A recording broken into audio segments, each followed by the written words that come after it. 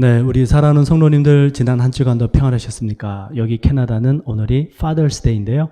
우리 이 땅 위에 있는 모든 아버님들에게 다시 한번 하나님의 은혜와 위로하심이 넘쳐나시는 그런 하루가 되시길 축복하고요. 그리고 하나님께서 우리 아버지 되심을 믿으시길 축원을 드립니다.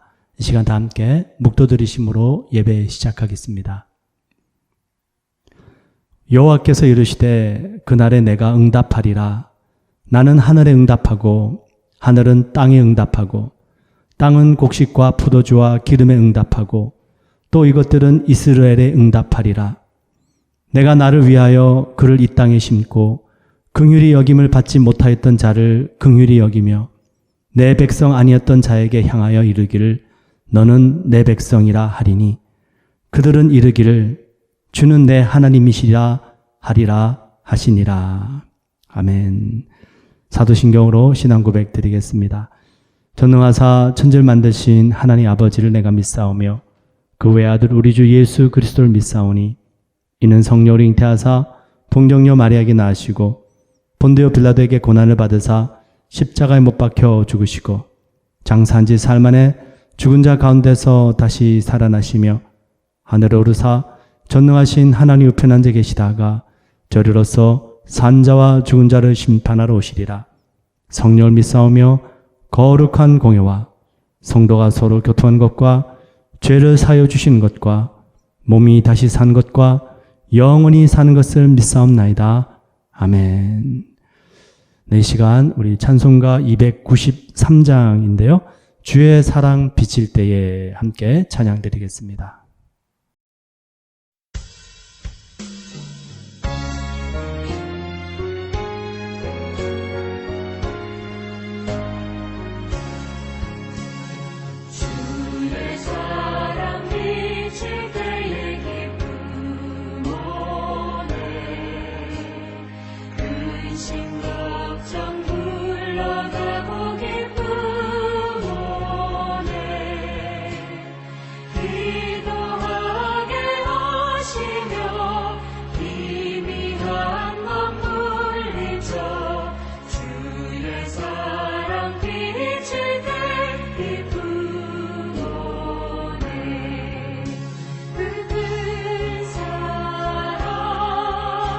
내 맘속에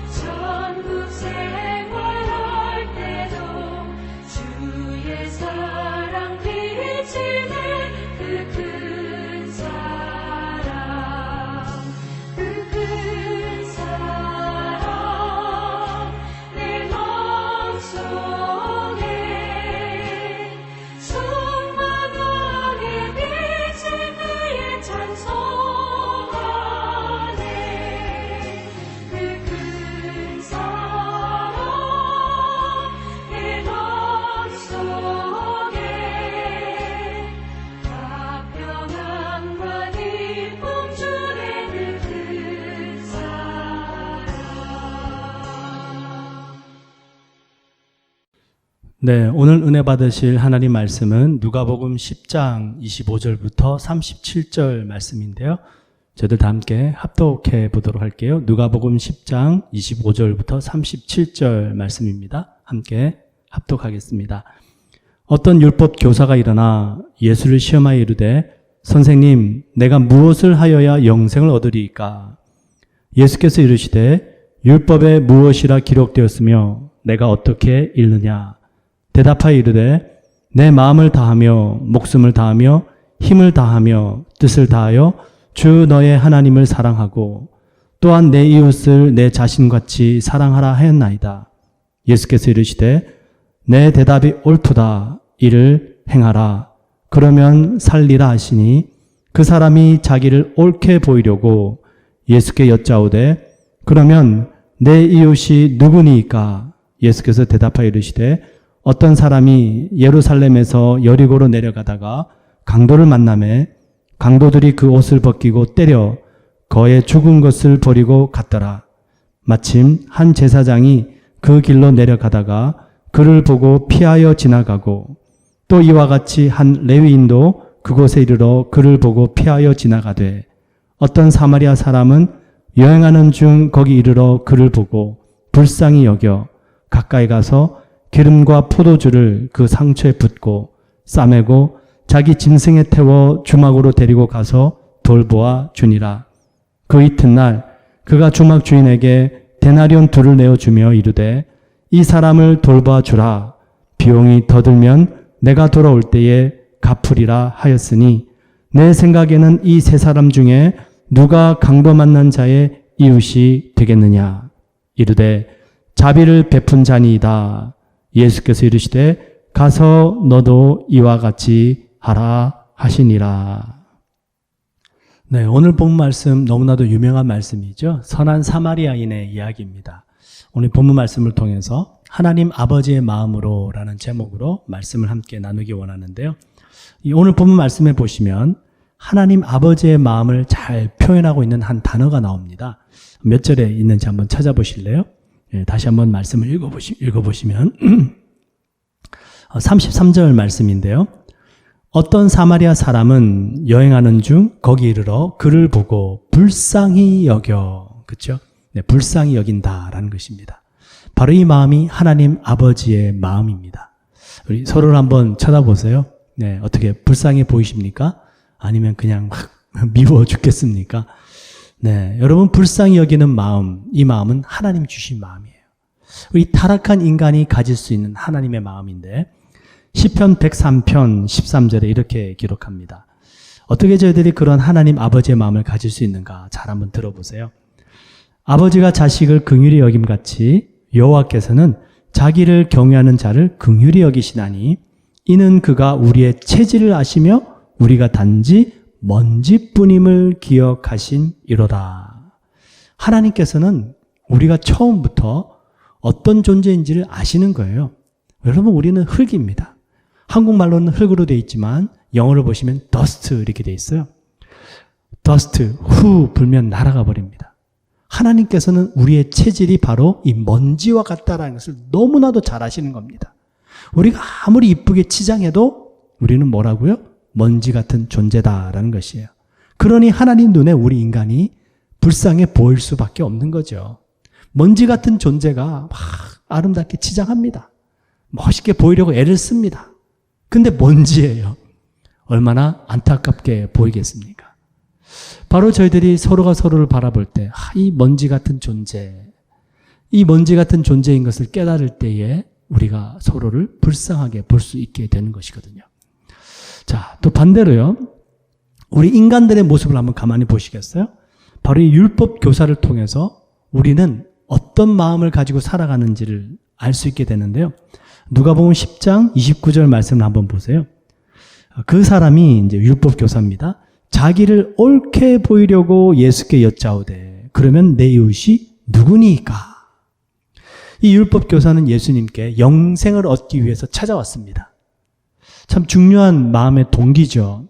어떤 자신의 세상적인 문제를 해결하기 위해서 예수님을 찾아온 것이 아니라 정말로 영생을 얻기 위해서 예수님을 찾아왔습니다. 그래서 예수님 어떻게 하면 영생을 얻을 수 있습니까? 질문했어요. 그랬더니 예수님께서 되묻습니다. 율법에 뭐라고 기록하느냐? 이 율법 교사는 아주 지혜롭고 현명했습니다. 말씀을 잘 알았던 것 같아요. 딱 두 가지로 요약해서 대답합니다. 하나님을 사랑하고 이웃을 사랑하는 것입니다. 예수님께서 옳도다. 가서 그렇게 행해라 말씀하세요. 그랬더니 율법 교사가 예수님 앞에서 자신을 옳게 보이고 싶습니다. 왜냐하면 자기 주위에는 너무나도 좋은 이웃들만 있거든요. 자기와 잘 맞고 또 자기와 비슷한 하나님 말씀을 잘 알고 지키는 사람들. 그런 사람들만 있으니까 예수님 앞에 자신을 옳게 보이고 싶어서 되묻습니다. 예수님, 제 이웃이 누굽니까? 이제 그랬더니 예수님께서 그 율법 교사에게 사마리아인의 이야기를 들려주십니다. 그리고는 맨 마지막에 레위인도 지나가고 제사장도 지나갔는데 그 여행하던 사마리아인이 강도 만난 사람을 도와주었다. 자네 생각에는 누가 강도 만난 사람의 이웃 같으냐? 이 율법 교사가 현명하고 지혜롭습니다. 예수님께 대답하죠. 바로 자비를 베푼 자입니다. 예수님께서 율법 교사에게 마지막으로 말씀하십니다. 가서 너도 이와 같이 하라. 이 율법 교사가 큰 깨달음을 얻고 돌아가게 됩니다. 근데 예수님을 만나러 오기 전까지 이 율법 교사 마음속에는요, 자신을 옳게 보이고 싶어하는 마음, 이 마음이 가득한 거예요. 여러분, 우리들의 인생이 전부 그렇지 않습니까? 하나님 아버지의 마음을 품고 서로를 불쌍히 여기며 긍휼을 베푸는 삶을 살기보다는 내 자신이 얼마나 옳은지를 나타내기 위해서 사는 삶을 우리는 애써 살아가고 있더라라는 것입니다. 2주 전 주일이었죠. 너무나도 안타까운 사건이 저희들이 살고 있는 캐나다 런던에서 있었는데요. 한 백인 청년이, 20대 청년이 트럭을 몰고 가다가 그냥 한 가정을 들이받아서 할아버지, 그리고 아버지, 어머니, 그리고 19살 된 누이가 바로 그 자리에서 사망하게 됩니다. 그리고 9살 된 남동생만 홀로 살아남아서 병원에서 치료를 받고 있는데요. 네, 경찰이 바로 조사하고 발표했죠. 그 이유가 무슬림 가정이었기 때문이었다고 합니다. 헤이트 크라임이에요. 혐오 범죄입니다. 여러분, 왜 이런 일들이 벌어질까요? 어떻게 보면 우리 안에 있는 우월주의 사상, 내가 옳다라는 생각, 그것 때문은 아닐까요? 얼마 전에 한국에서 이런 사건도 있었더라고요. 한 어른이 식당에서 밥을 먹고 나가다가 10대 종업원을 그냥 폭행을 해버렸습니다. 이유가 뭐냐고 보니까요, 그 10대 어린 종업원이 한 손으로 영수증을 줬다는 것이에요. 그래서 이 어른이 화가 나서 다시 들어와서는 그 10대 종업원을 주먹으로 패버렸습니다. 여러분, 우리 부모님들 자녀들이 잘못할 때 화가 나고 그냥 자녀들 향해서 윽박 지르고 감정을 쏟아놓습니다. 여러분, 우리 자녀들은 어떨까요? 자녀들은 표현은 안 하지만 우리 부모님들이 말만 하고 행동을 제대로 하지 못할 때 그들은 속으로 분노합니다. 여러분, 우리 교회 성도님들, 우리 목회자를 보면서, 우리 주의 종들을 보면서 화가 날 때가 있죠. 답답하고 분노할 때가 있습니다. 목사답지 못할 때, 목회자가 목회자답지 못한 삶을 살아갈 때 얼마나 우리 성도님들이 답답해하고 안타까워할까요? 또 우리 목회자들은 또 어떻습니까? 우리 성도들이 신앙으로 성숙하지 못하고 제자리 걸음하고 또 때로는 도태할 때에, 세상 속에 빠져 살아갈 때에 이 목회자들도 마음이 답답하고 힘들어집니다. 물론 이 마음 속에는 진리를 갈구하는 마음들이 다 있습니다. 올바른 길을 가고자 하는 소원들이 다 있기 때문에 우리가 화도 내고 또 때로는 답답해 하기도 합니다. 근데 정말로 저희들 마음속에 보시면요, 이런 모든 분노들이 어떻게 보면 나는 옳다라는 것이에요. 네. 그 대표적인 예가 고린도 교회 아닙니까? 그 고린도 교회에 얼마나 큰 분쟁들이 있었습니까? 나는 바울파다, 나는 베드로파다, 나는 아볼로파다, 나는 심지어 예수파다. 여러분, 예수파가 옳은 것이 결코 아닙니다. 예수님이 언제 파를 만드셨습니까? 예수님이 언제 나뉘어 주셨습니까? 아니잖아요. 교회의 머리는 예수 그리스도시고요. 우리 모두는 한 몸입니다. 한 덩어리죠. 근데 이렇게 파들이 나누어졌다는 것은요, 각자가 내가 옳다라는 것이에요. 바울파는 바울이 옳다라는 것이고요. 베드로파는 베드로가 옳다라는 것이에요. 각자 자기가 옳다라고 생각하다 보니까 상대를 배척하고 내 마음속에 혐오감과 미움이 가득하게 되더라라는 것이죠. 여러분, 이것을 이겨낼 수 있는 길은 하나님 아버지의 마음을 품는 길밖에 없습니다. 그 하나님 아버지의 마음은 무슨 마음입니까? 우리는 전부 먼지 같은 존재다라는 것이에요. 에베소서 4장 32절에 말씀합니다. 서로 인자하게 하며 불쌍히 여기며 서로 용서하기를 하나님이 그리스도 안에서 너희를 용서하심과 같이 하라. 베드로 전서에서도 또 말씀하세요. 마지막으로 말하노니 너희가 다 마음을 같이하여 동정하며 형제를 사랑하며 불쌍히 여기며 겸손하며. 여러분, 마지막 때가 이르면요, 고통하는 때가 이른답니다. 우리는 점점 더 잘 살고 싶어서 살아가고 있는데요, 세상은 더 고통스러워진대요. 그 이유가 뭔지 아십니까? 디모데후서 보시면요, 너는 이것을 알라. 말세에 고통하는 때가 이르러 사람들이 자기를 사랑하며 돈을 사랑하며 자랑하며 교만하며 비방하며 부모를 거역하며 감사하지 아니하며 거룩하지 아니하며, 자, 그다음 보세요. 무정하며 원통함을 풀지 아니하며 모함하며 절제하지 못하며 사나우며 선한 것을 좋아하지 아니하며. 결국 이러한 모습 때문에 우리의 삶 속에는 고통이 더해진다라는 것입니다.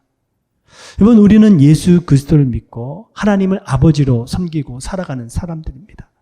우리는 진리를 붙잡고 살아가는 사람들이에요. 이 진리를 붙잡은 저희들이 진리를 나타내야 되잖아요. 어떻게 나타낼까요? 화를 내고 분노하면서 진리를 나타낼 수 없겠죠. 화를 내는 것이 결코 하나님의 의를 나타낼 수 없다라고 말씀하시는데요. 사도 바울의 모습을 보면 진리를 붙잡은 저희들이 어떻게 이 진리를 나타낼 수 있는지 잘 보여주고 있습니다. 사도행전에 나오는 이야기인데요. 한 번은 사도 바울이 전도를 하기 위해서 그 당시 최고의 도시 아테네를 방문하게 됩니다. 그 도시는 지혜의 도시였어요. 많은 철학자들이 살고 있는 곳이었고요. 또 그 당시 최고의 문명이 발달했던 도시였습니다. 그 아테네에 도착해서 보니까요, 사도 바울이 큰 신전들이 많이 있습니다. 지금도 유적지로, 관광지로 이렇게 남아있는 도시인데요. 그 아테네에 보시면은 4개의 신전이 있어요. 파르테논 신전, 그 아테네 수호신인 아테네 여신에게 바쳐진 신전입니다. 그리고 니케 신전이 있는데 바로 이 니케가 그리스 말로 승리라는 뜻입니다. 여러분 잘 아시는 상표 뭐가 있죠? 나이키. 바로 그 나이키가 니케에서 나온 것이에요. 니케 신전. 이 니케는요, 바로 아테네 여신의 별칭입니다. 승리의 여신이에요. 그 아테네를 지켜준다는 것입니다. 그리고 세 번째 신전이 에렉테이온이라는 신전인데요. 이 신전은 아테네 여신과 포세이돈, 바다의 신을 동시에 섬기는 신전이랍니다. 그리고 마지막 4번째가 프로필레아 신전인데, 이 신전은 모든 신전을 들어가기 위한 입구에 놓여져 있는 문과 같은 신전입니다. 이 신전들의 기둥들의 높이는요, 9m, 10m입니다. 어마어마한 것이죠. 여러분, 이런 놀라운 건축물들을 볼 때 사람들이 놀라지 않겠습니까?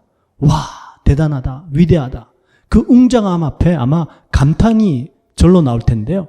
사도 바울은 그렇지 않았습니다.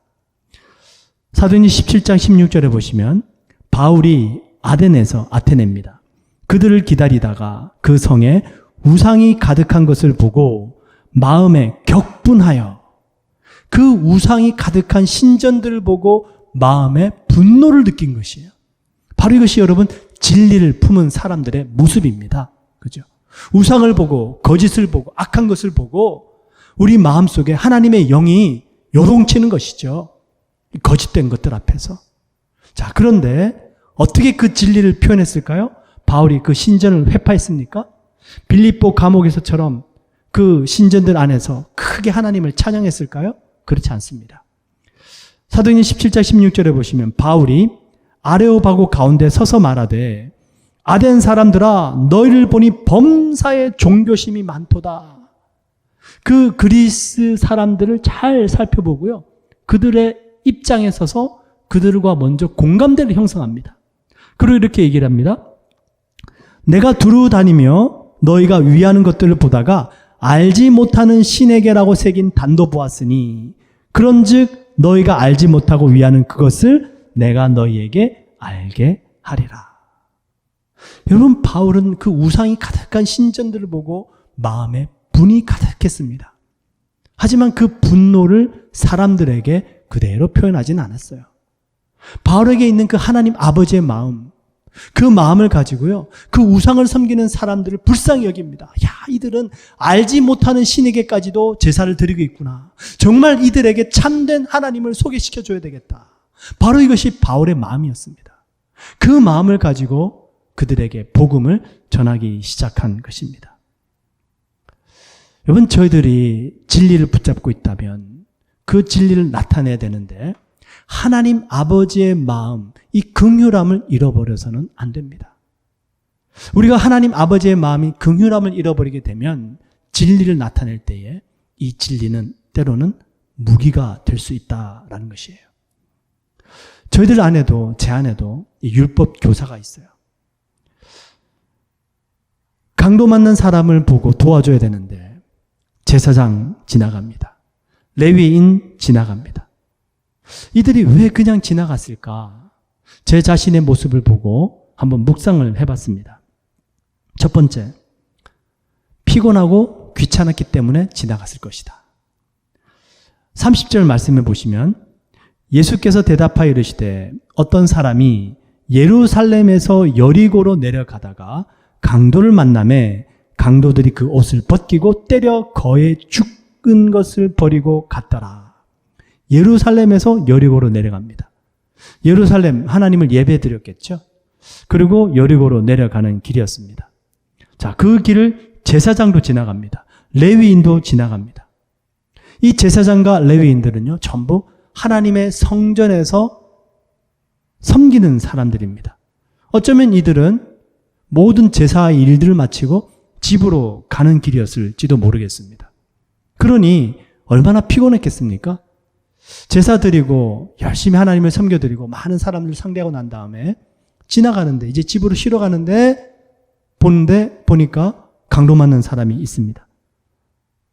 너무나도 피곤하고 지치는 거예요. 자신은 지금 쉼을 얻고 싶은데 누군가를 돌봐줄 여력이 없습니다. 그냥 지나가는 것이죠.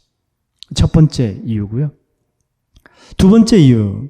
자, 좀 더 안 좋게 해석을 하자면 이 제사장과 레위인들은 자신의 본분은 하나님을 섬기는 일이니까 하나님을 섬기는 예배, 또 성전에서의 섬김 다 마쳤습니다. 이제 강도 맞는 사람을 만났지만 그들을 도와주는 일은 자신들의 일이 아니었던 것이에요. 그래서 그냥 지나가는 것이에요. 예배 따로, 삶 따로. 그렇죠? 삶이 예배가 되어져야 되는데 그러지 못했다라는 것입니다. 두 번째 이유고요. 세 번째 이유가 있는데요. 어쩌면 이 제사장과 레위인들은요, 그 강도 만난 사람을 봤었어도 그 강도 만난 사람이 자신의 이웃이 아니라고 생각했기 때문에 도와주지 않았을 확률이 많습니다. 무슨 말씀이냐면, 여러분, 유대인들은 이방인들과 함께 교제하지 않았습니다. 그리고 행여라도 그들이 잘못 교제했다가는 괜히 구설수에 오를 수 있게 되었습니다. 그러니 하나님의 일을 하는 사람, 이 제사장들, 레위인들, 이들은 더군다나 그 강도 맞는 사람이 누구인지 모르기 때문에 함부로 도와줬다가 괜히 구설수에 오르락 내리락 할 수도 있기 때문에 그냥 지나가신 것이에요. 저 지난주에 자전거를 탔는데요. 운동을 한다고. 자전거를 타고 이렇게 막 가고 있는데 바로 제 앞에서 한 할머니 한 분이요, 그 아파트 건물을 지나가고 있었거든요. 그 건물에서 나오시더니 이제 산책을 하러 걸어가시더라고요.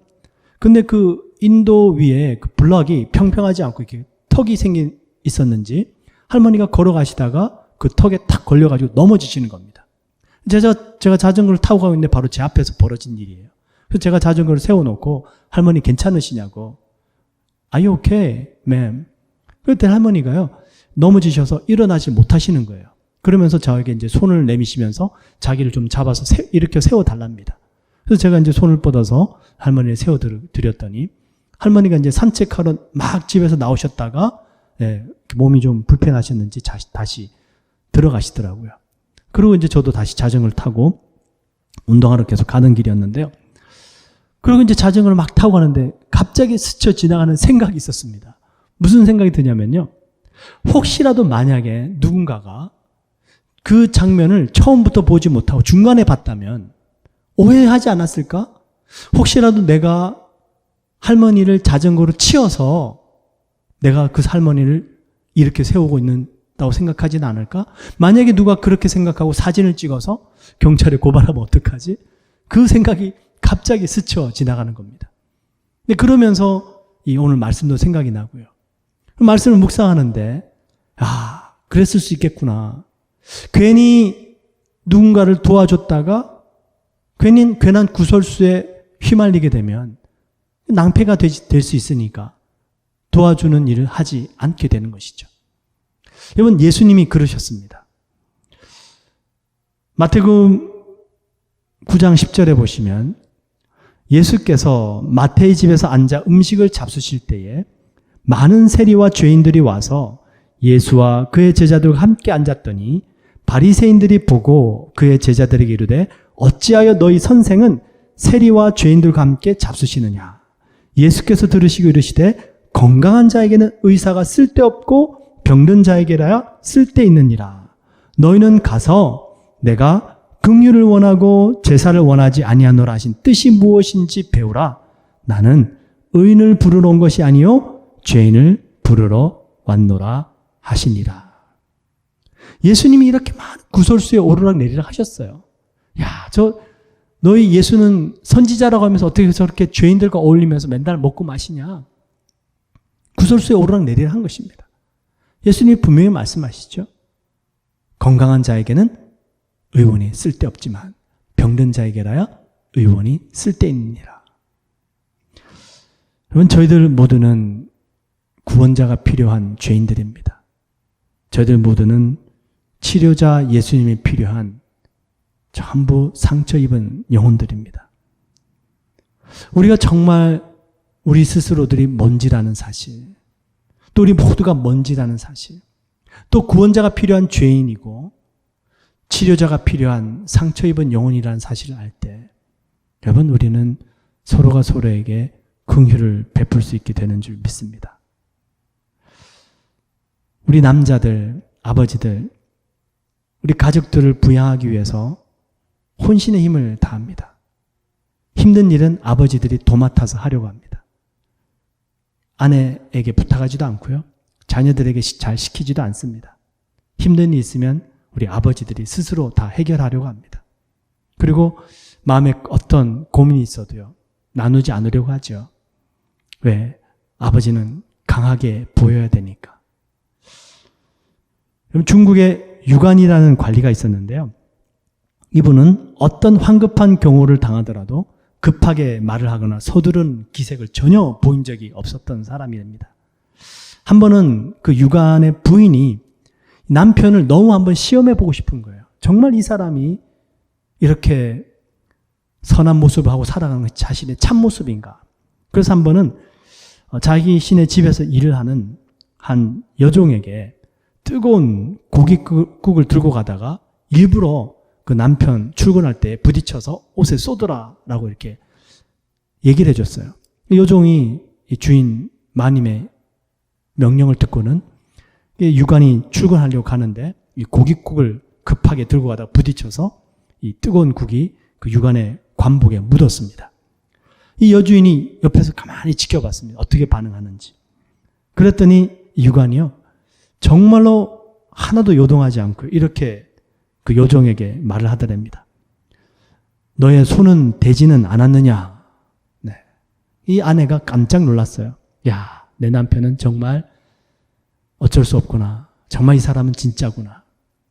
자, 이 이야기를 들은 한 아버지가요, 너무 마음에 감동이 되는 겁니다. 그래서 자신도 가정 안에서 자녀들에게 또 아내에게 이 유관처럼 행동하면서 살아야 되겠다 생각하고서는요. 어떤 급한 일이 있을 때마다 항상 생각하는 거예요. 이 유관의 대사. 내 손이 되지는 않았느냐. 그리고 이제 살아가는데요. 아버지 모습이 이제 점점 변해갑니다. 이 가족들도 참 놀랍고 의아스러워 했죠. 그리고 이제 아버지께서 이제 연세가 드셔서 돌아가셨는데요. 유품을 정리하다가 우리 자녀들이 아버지 일기장을 발견하게 됩니다. 그 일기장에 보니까, 날짜가 적혀 있고요. 그 날짜에 일어난 사건들이 있습니다. 그 사건들은 아주 짧게 기록이 되어져 있고요. 그 사건 밑에는요, 아주 긴 같은 말들이 계속 반복적으로 적혀져 있었는데요. 무슨 말이었을까요?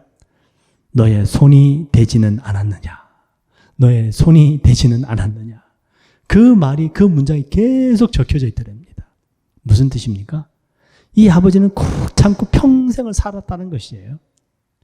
여러분, 아버지들이 강해 보이지만 자신의 내면의 세계를 다 표현하지 못하는 그 아버지의 모습, 여러분 불쌍하지 않습니까? 긍휼히 여겨야 될 줄 믿습니다. 여러분, 우리 모두는 다 사람이고요. 먼지와 같은 존재고요. 구원자가 필요한 죄인이고요. 치료자가 필요한 상처 입은 영혼들입니다. 정말로 저희들이 하나님 아버지의 마음을 가지고 서로가 서로에게 긍휼을 베풀 때에 가정이 회복되고 하나님의 나라가 임하게 되는 줄 믿습니다. 우리 인간들은 이런 긍휼한 하나님 아버지의 마음을 품기보다는 끊임없이 옳게 보이려고 살아갑니다. 심지어는요, 하나님 앞에서조차 우리는 우리를 옳게 보이고자 합니다. 그래서 여러분, 이런 질문 많이 들어보셨죠? 하나님, 어떻게 착하게 사는 사람들이 지옥에 갑니까? 하나님, 그렇게 착하게 사는 사람들을 지옥에 보내시다니요. 이게 전부 우리가 하나님 앞에서 옳게 보여지려는 모습 아닙니까? 근데 여러분, 이런 질문은 해보셨나요? 어떻게 죄인이 천국에 갈 수 있게 되었나요? 어떻게 거룩하고 공의로우신 하나님께서 우리의 죄를 심판하지 않으실 수 있나요? 여러분, 여쭤보겠습니다. 성경은 무엇에 대해서 말씀을 하고 있습니까? 착한 사람이 지옥 간다, 여기에 대해서 말씀하고 있나요? 아니면 그 죄인들도 구원을 받고 천국에 갈 수 있다는 것을 말씀하고 있나요? 그죠? 후자죠. 여러분, 이것이 우리가 하나님을 알아가는 방법입니다. 이것이 바로 하나님 아버지의 마음이에요. 어떻게 그것이 가능할까요?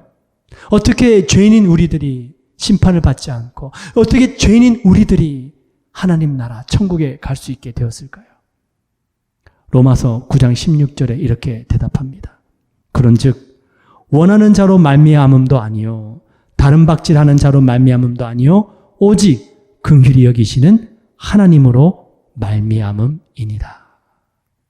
여러분, 우리 하나님 아버지의 긍휼하심이 없다면 죄인이 어떻게 천국에 갈 수 있겠습니까? 죄인이 어떻게 공의로우신 하나님의 심판을 면할 수 있겠습니까? 이번 한 주간 긍휼의 하나님을 바라보시고요. 그 하나님께 감사드리시고요. 또 그 하나님 아버지의 마음을 품고 먼지 같은 존재인 저희들, 죄인인 우리들, 상처 입은 우리 영혼들이 서로가 서로를 불쌍히 여기면서 하나님 아버지의 마음을 가지고 하나님의 나라를 세워가시길 축원을 드립니다. 하나님 아버지, 감사합니다. 우리 하나님은 우리의 아버지가 되십니다. 우리 아버지 하나님은 긍휼하심이 많으십니다. 우리가 어떤 존재인지를 너무나도 잘 아십니다. 주님, 저희들이 날마다 주님의 그 긍휼하심을 바라며 주님 앞에 나갈 수 있도록 믿음을 더하여 주옵소서. 그리고 저희들에게 그 하나님 아버지의 마음을 부어주셔서 서로가 서로에게 긍휼을 베풀며 이 땅을 사는 동안에 그 하나님의 나라를 세워갈 수 있도록 진리도 붙잡고 주님 아버지의 마음을 잃지 않을 수 있도록 하나님 붙잡아 주시옵소서. 예수님의 이름으로 기도드리옵나이다. 아멘.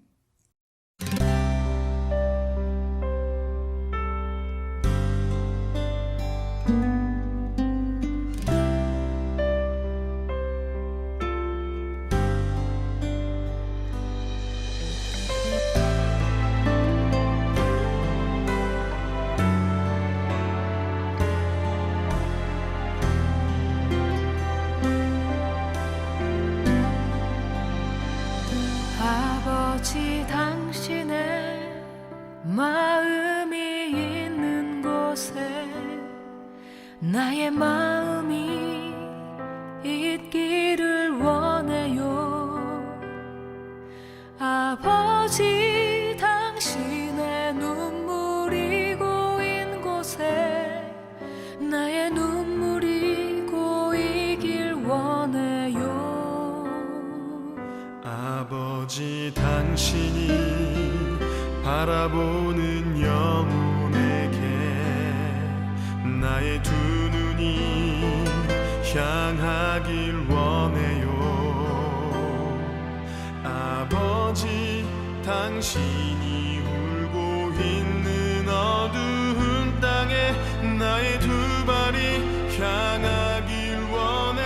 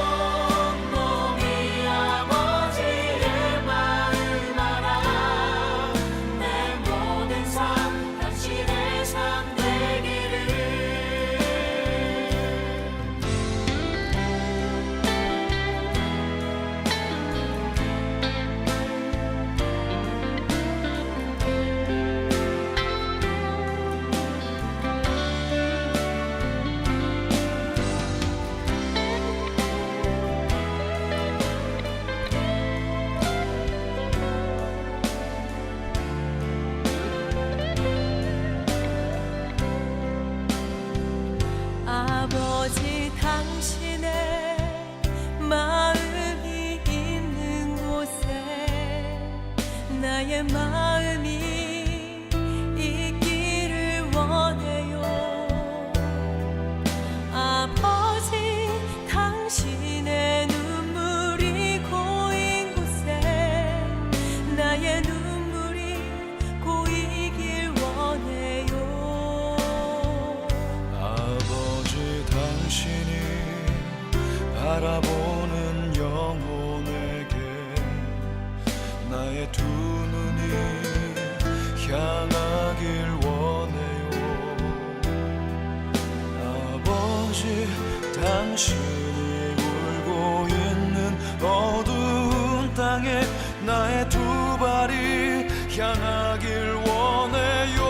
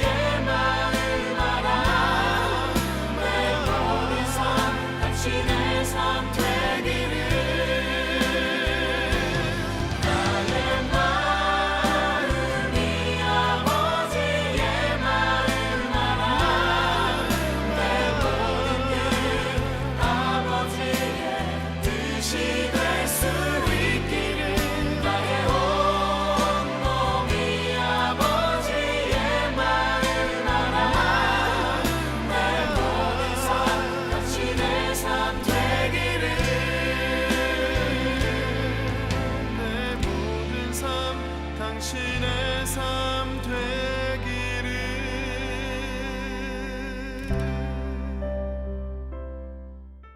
네, 축도 드리겠습니다.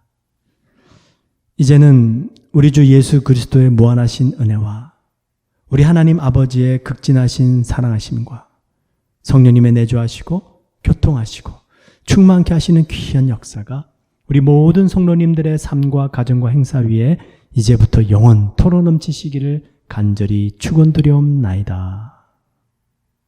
아멘.